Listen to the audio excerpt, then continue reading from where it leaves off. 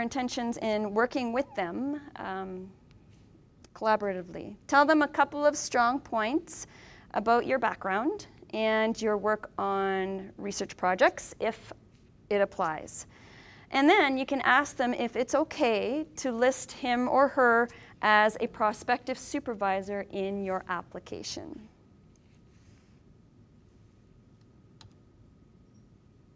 Okay. So as mentioned before, documentation for your application. So you'll need evidence again of your ELP. You will also need unofficial and official academic transcripts. The unofficial transcripts are the ones that you can upload into the application online. The official ones are the ones that you will need to request your institution to send to the registrar's office here at ulethbridge. So it's kind of like comes in a sealed envelope. You can't touch it. Only the registrar's office can touch it. You will need your 3 letters of reference. And for your references, your referees should be able to speak about your ability and aptitude for graduate studies.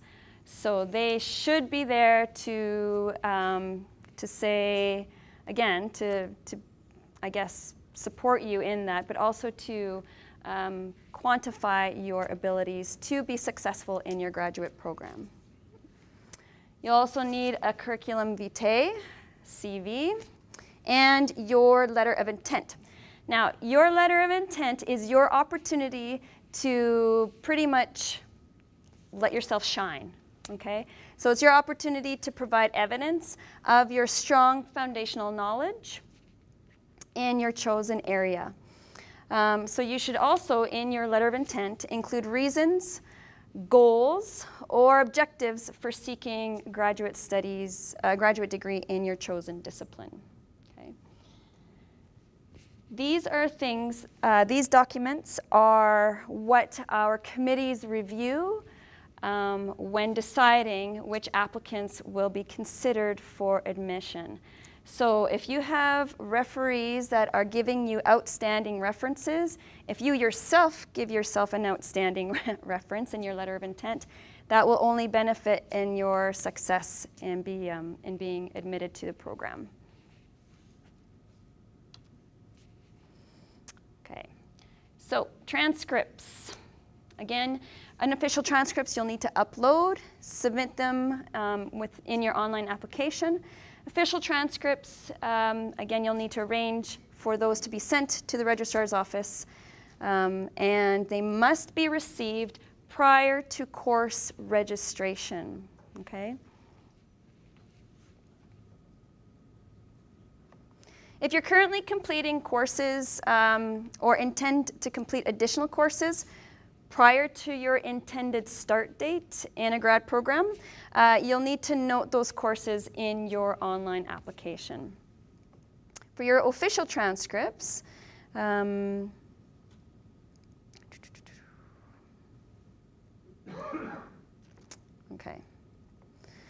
Again, they must be mailed directly to the registrar's office. Okay. Letters of reference. So as noted, you'll need 3 references, so 3 individual referees. For some programs, these 3 references could be a little bit different. So for example, Master of Arts, Master of Science programs, of your 3 references, 2 of them must be academic in nature. So if you've had a professor that you've worked with closely, of that sort that can testify to your academic history. And for PhD students, the 3 references have to be academic in nature, in which you must have studied with at least one of those referees. So in the online application, you will need to enter their information, their contact information, so their name and their email address. And obviously, these individuals will know their support, their documentation to your online application. So you don't actually get to see what they've written about you. Okay. However, if you wanted to see the status of your, oops, go back here. If you wanted to see the status of your references, you can actually do that when you log back into your online application. So you can see here, these are the 3 references, and one of them is in progress, and 2 of them have not started yet. So this allows you to check in every now and then to see if they've completed them or not. Okay, so depending on the program to which you're applying to, up to 3 academic letters of references may be required. So you can see on the table here, this kind of explains who is an acceptable academic referee depending on your situation. So for example, if you are working and completed a degree several years ago, then an academic referee could be someone who's studied at the university level, from whom you've studied, and a letter from your employer or another person who can testify to your ability to be successful in your academic pursuits.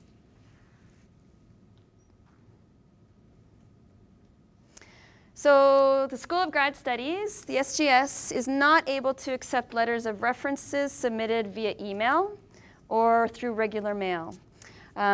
We also will not accept letters of references that were used in a previous application. So if you're starting a new application, you need, again, 3 different letters of references.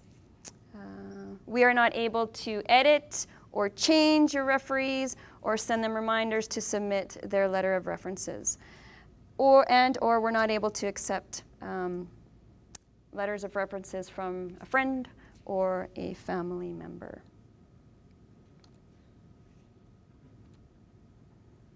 All right, moving on to your curriculum vitae, so your CV. Again, this is one way to demonstrate all sorts of things about who you are. Your CV should be a comprehensive document with formal structure and an academic focus. It should include these items here. So your academic background, conferences, your work experience, awards, scholarships, publications, and other achievements that are pertinent to your application. If you're a current or former ulethbridge student, you can contact the Career and Employment Services Center for additional information on how to structure your CV.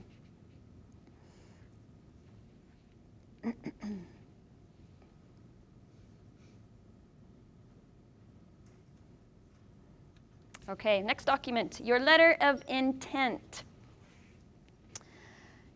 So this is a vital piece of your application.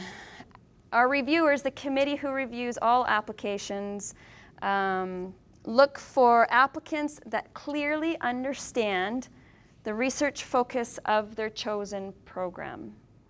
So this is your opportunity to provide evidence of your strong foundational knowledge in your chosen area.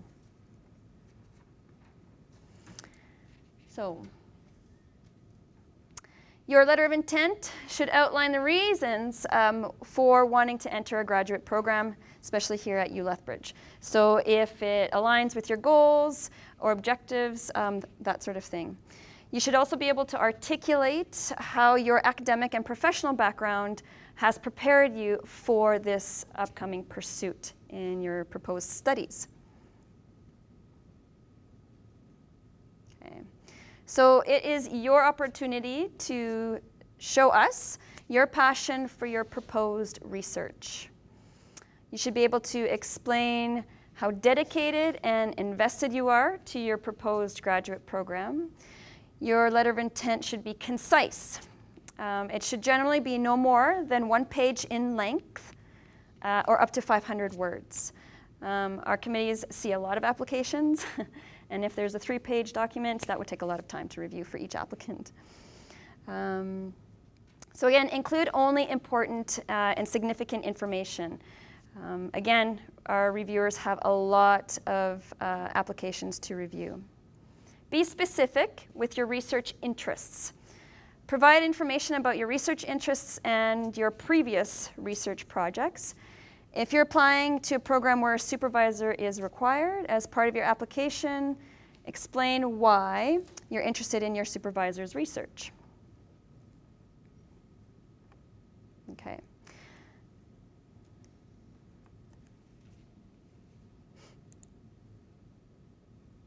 Okay.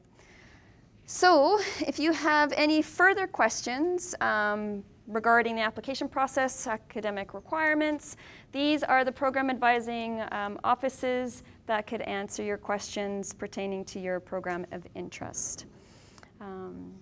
One thing I forgot to mention was when we discussed supervisors and obtaining a supervisor, not all programs require obtaining a supervisor. For our MA in economics, that program is cohort-based, so they obtain their supervisor once they've begun their program. So just wanted to briefly, quickly mention that.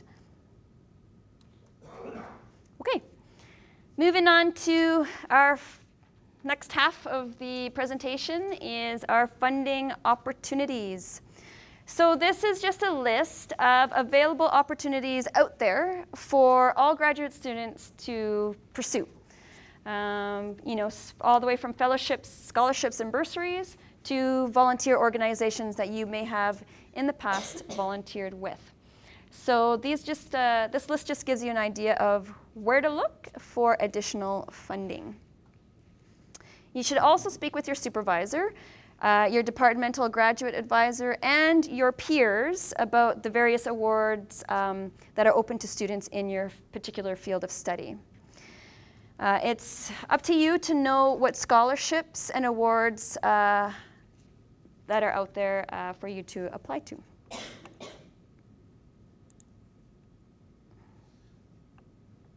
Okay. There's so many resources that are available to you, it just takes time to read them and to go through them. It only does take a few minutes, but it could put you on the path to receiving some more additional funding. So make it a habit to review the newsletter. We put out a funding newsletter monthly from the School of Grad Studies that outlines all of the upcoming funding opportunities. So make sure you check that quite regularly, because we would hate for you to miss out on a research opportunity that you could have applied for.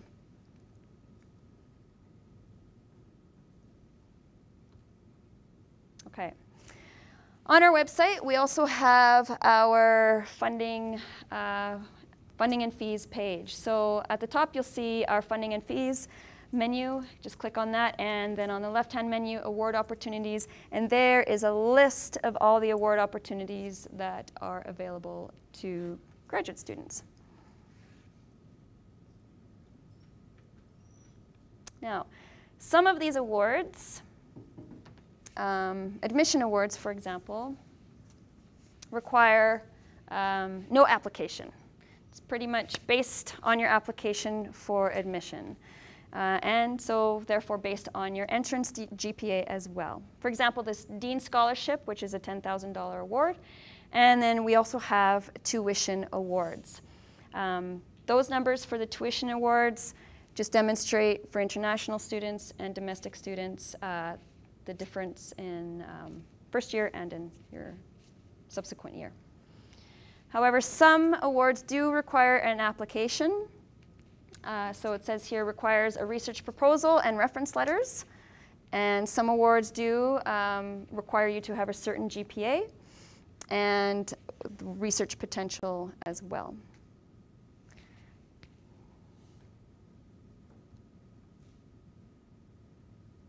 So once you find something you like and you think you can apply for, be wary of the deadline. Review the agency's specific program guidelines. If you're unsure about your eligibility, consult the agency's website if you're not quite sure. And if that doesn't work, then you can come and see our awards advisor, Deirdre Coburn, and she can further help you in finding if you're eligible or not. So find out when the deadline is and give yourself plenty of time. Reviewers can spot a rush job on an application. Make sure that your application and all supporting documents are received before the competition deadline, okay?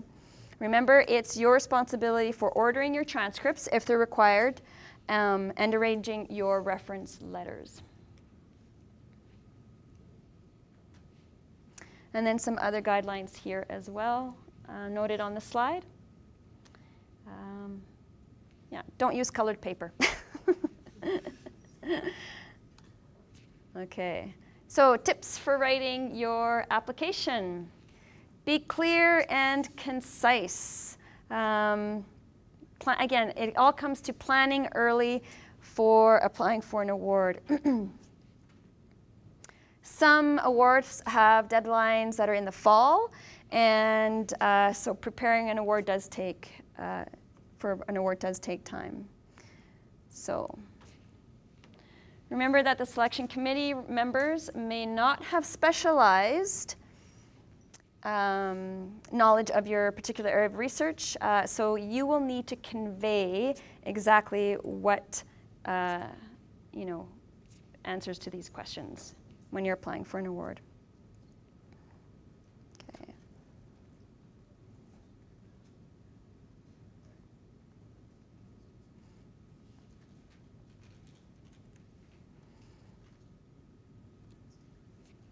All right. So that concludes our presentation this morning. If you have particular questions, we'll do our best to answer them in reference to awards and scholarships. However, Deirdre Coburn is our graduate awards advisor, and you can contact her directly through sgs.awards@uleth, or there's an inquiry form on the website that I showed you with the awards listed. And she is more than happy to answer your very specific questions pertaining to funding. So that's all I have for you today, and I guess we'll move into the question and answer period. So I'll leave it out to you if there's any questions that you would like to ask. Yes? Go back one slide. This one here? Okay. Yes, question? For the 3-letter references, when you're applying for the master's, can you use your future supervisor as a reference? I don't believe so. Can they? What's that? Can I Yes, please, yes. So the question was if, with 3 letters of references, if the one referee could be the upcoming potential supervisor. So for most programs, you have 3 letters of reference that are required, but your supervisor also has to submit a letter of support. And they're not necessarily the same letter, so your supervisor in that letter of support is saying, yes, I'm available, and yes, I'll supervise. But your supervisor might not actually have a lot of insight into your past academic background. You may not have worked with them before. So the answer to the question is the letter could serve a dual purpose, but it has to be made very clear. So your supervisor could say, this letter is both my letter of support and also a letter of reference for this student. Yep. Great, thank you. Question, yes? Yeah, so you said the minimum GPA is about 3.0. That's right. What's the average GPA of the applicants that get into the program? Well, the minimum requirement must be met to be admitted into the program. So so the average, gosh, I don't know. Would you? For those who don't know me, I'm Robert Wood. I'm the Dean of Graduate Studies, so I serve on all the program committees and ultimately liaise in every application. So we don't track averages. Again, the admission standard, it varies, but normally it's a 3.0 for most programs. But I can tell you anecdotally, just having a 3.0 doesn't guarantee admission. So there are programs that have quotas, and so the higher the GPA, the better. In past program reviews, I can tell you that often what we see is that 3.4, 3.5 is a modal kind of GPA. So those mid-3s, I think, are what you should be aiming for as an average. But we do see lots of students with admission GPAs of 3.4, 3.5, 3.6, all the way up to 4.0 in some cases. Is that a sufficient answer? Kind of, just because if you look at like other, like I would say the U of A and like they'll show you per year, like like the average GPA of the students kind of thing that got in. Like I'm interested in the psychology program, so they'll say like 2015, how many applicants, everything. So could you say an average GPA, or you guys just don't track that at all? At this point, we don't. So I mean, we are looking at whether we should be tracking that and reporting it. I mean, I can see how from an applicant standpoint that can be very helpful, actually. Thanks. Thank you. Next question. Have you seen successful applicants with just a 3.0? Yes. Yeah, okay.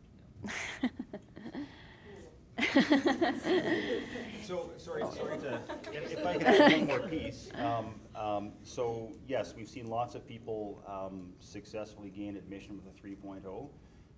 Where the 3.0 will be less successful is around the adjudication for funding. So, most grad students do receive some funding, but the higher levels of funding often will not be awarded to students with a 3.0. Great, thanks. Yes, question back. I just had a question about the admission GPA as well. You said it was based on your last 20 credits from your undergrad. Since my undergrad, I've also done like a diploma and a specialization certificate through a university. Is that part of that? Is it your last 20 credits of university courses, period, or just your undergrad degree? I think it's the last 20 most recent completed undergrad courses, if I got that right, yeah. It wasn't part of a degree. Yeah. Question. So can you explain the English language proficiency thing again? Like, I'm always confused about whether I need to do a test or if I am already okay or, yeah. Okay. Jamie, can you address that one? Yeah, I guess in terms of English language proficiency, if your first language is English, or you studied at an institution that is delivering a program primarily in the English language, then those are the biggest criteria. However, for international students or people who English is not their first language, then there are the tests that Viviana had mentioned, the IELTS or the TOEFL. Those are two examples of exams that can be completed that actually just demonstrate your proficiency in the English language. But yeah, I don't know if that helps answer your question, but So if like English is your first language, then that's that's Oh, yeah. exactly it, yes. Yeah. Exactly. Question. I haven't made my way completely through the application process, but as far as transcripts go, if I am a U of L alumni, is the process completely the same, or like uploading my unofficial transcripts, have those on hand still? Do I need to request them to upload them? Your unofficial transcripts should still be uploaded into the online application. If you're a ULETH alumni, obviously the registrar's office can just access your documents internally. So, I mean, that's that kind of, yeah. But I think you still need to upload your unofficial. Yeah. Question.